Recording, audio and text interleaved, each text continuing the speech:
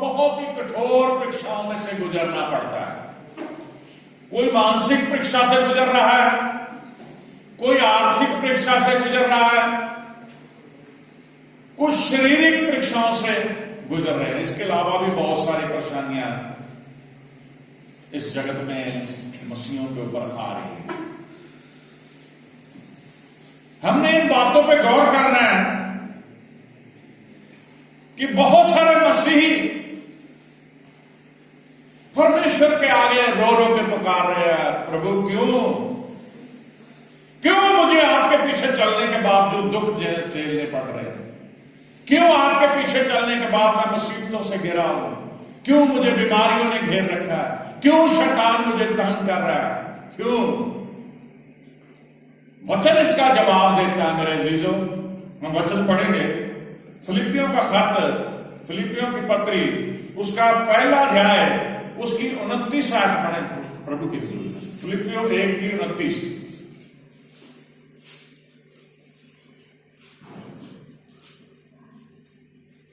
क्योंकि मसीह के कारण तुम पर ये अनुग्रह हुआ, क्योंकि मसीह यीशु के कारण तुम पर यह अनुग्रह हुआ कि ना केवल उस पर विश्वास करो, ना केवल उस पर विश्वास करो। किसके ऊपर? यीशु मसीह के ऊपर।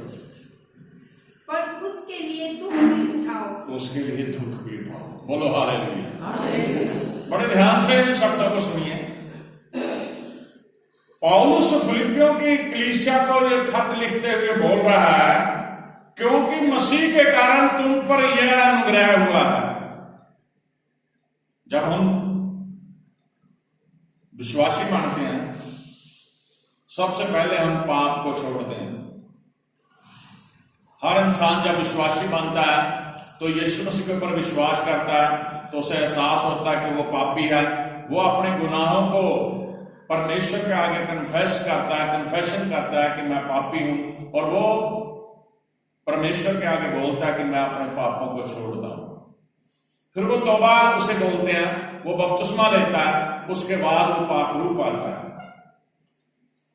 अब जब वो कामल रूप में विश्वासी बन गया, वो प्रभु यीशु मसीह के पीछे चलने लग गया, तो प्रभु यीशु मसीह का जो अनुग्रह है वो उसके ऊपर प्रकट से होता है। यही बात पौलुस बताना चाहता है, क्योंकि मसीह के कारण तुम पर अनुग्रह हुआ, यानी कि जो भी विश्वासी बन जाता है उस पर क्या हुआ? अनुग्रह हुआ। अनुग्रह का होता बहुत कृपा, दया, कि ना केवल उस पर विश्वास करो और उसके लिए दुख भी सहो। अब यहां आके बहुत सारे मसीह हैरान हो जाते हैं कि जब हम मसीह के पीछे चल रहे तो हम दुख तो हमें आना ही नहीं चाहिए। आज किसी बहन भाई का सिर दर्द भी होता है ना, तो वो परमेश्वर को बोलता है, प्रभु मुझे चंगा कर दे। अगर नहीं दर्द ठीक होता, कह रहा प्रभु क्या फायदा, मैं तो दुआ कर करके थक गया, मेरा सिर दर्द नहीं ठीक हो रहा।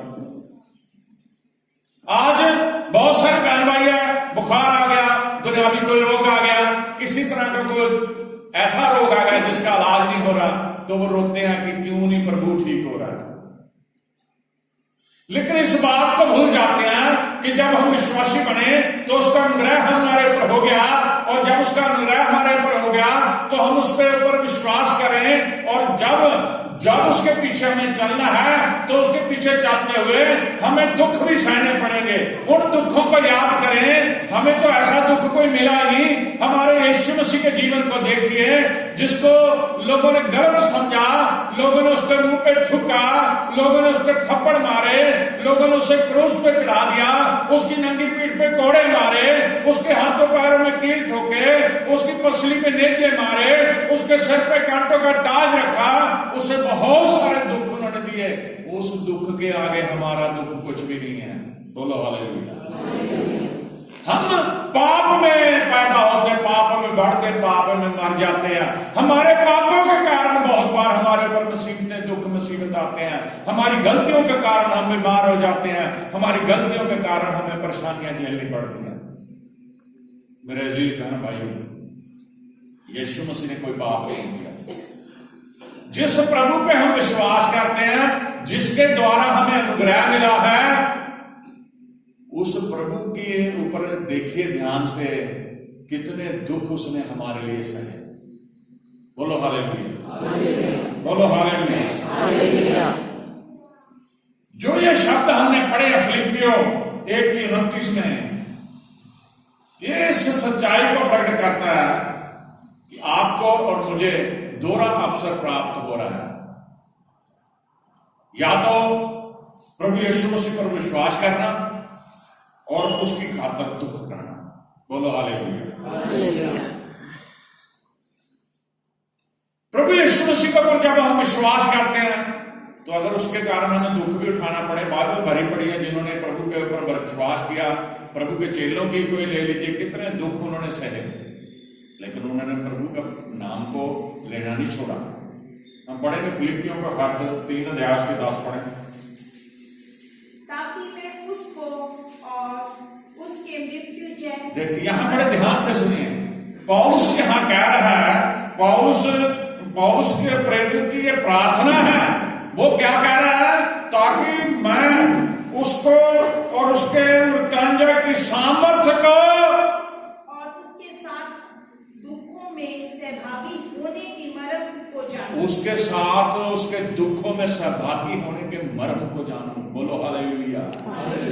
अब पौलुस ने जो पहले पाप में था, वो मसीहों को तंग करता था, मसीहों को मारता था, मसीह लोगों को वो प्रार्थना नहीं करने देता था।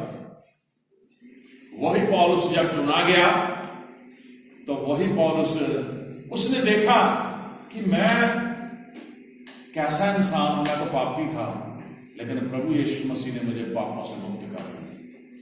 और जब वो प्रभु यीशु मसीह का प्रचार करने लगा, उसे बहुत सारी परेशानियां, बहुत सारे दुख झेलने पड़े, लेकिन वो कहता नहीं, मैं अपने गुरु जिसको मैं मानता हूं, जिसका प्रचार करता हूं, यीशु मसीह का, उसकी उस दुख को मैं जान चुका हूं।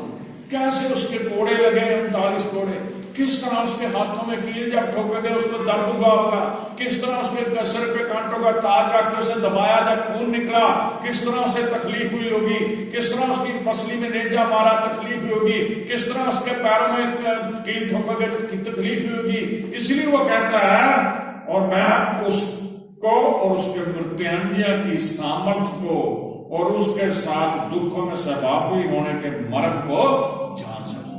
मैं उस बात को जानना चाहता हूं, कहता मैं उस बात को जान लूं कि मेरे प्रभु ने कितना दुख सहा, कितना उसे दर्द हुआ, कितना उसने हमारे लिए दुख सहा। बोलो हालेलुया। हमें भी पौलुस के इस शब्दों के ऊपर ध्यान देना है। हम बीमार होते हैं, परेशान होते हैं, तो घबराइए नहीं, बल्कि परमेश्वर के आगे दुआ करें कि परमेश्वर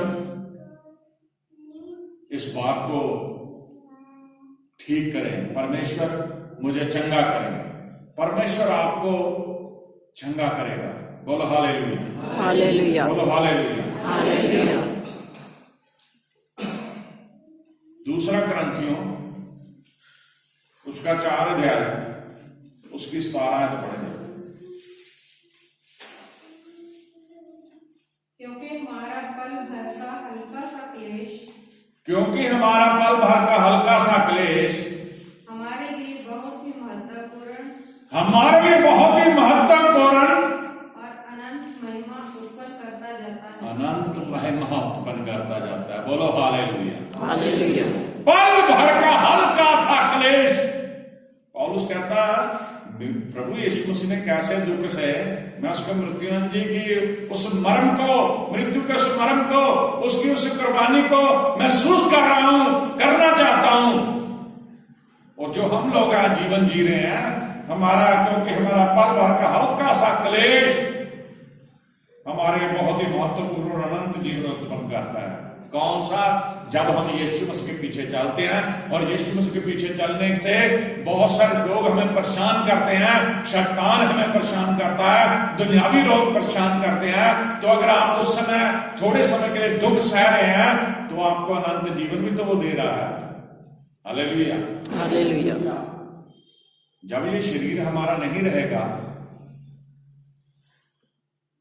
तो हमें आत्मिक शरीर जो मिलेगा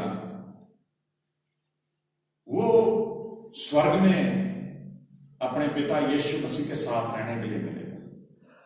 हम सब दुखों से छुटकारा पा लेंगे, जो मसीह दुख भोगा उन सभी से निजात पा लेंगे और हमें प्रभु यीशु मसीह की हजूरी में अनंत जीवन मिलेगा। अनंत जीवन का मतलब समझिए, शरीर है, बीमार भी हो जाते हैं, सिर दर्द भी हो जाता है, बुखार भी हो जाता है, कोई भी रोग हो सकता है, परेशानियां हैं, दुख है, मुसीबतें हैं, पैसे की तंगी है, शारीरिक कष्ट है, बहुत कुछ झेलना पड़ रहा है।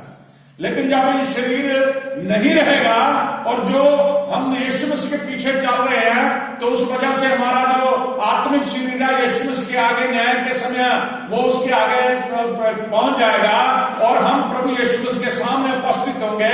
तो जो स्वर्ग के अधिकारी बन चुके हैं वहां फिर ना तो उम्र का कोई प्रभाव होगा, ना ही कोई बीमारी होगी, ना ही कोई दुख होगा, ना ही कोई मुसीबत होगी, बल्कि अनंत जीवन होगा यीशु मसीह के सामने हर समय। जैसे स्वर्गदूत हालेलुया हालेलुया बोलते हैं, हम भी उसकी हमद और स्तुति करेंगे, हालेलुया हालेलुया बोलते रहेंगे। वहां हम यीशु मसीह के साथ रहेंगे। बोलो हालेलुया, हालेलुया, बोलो।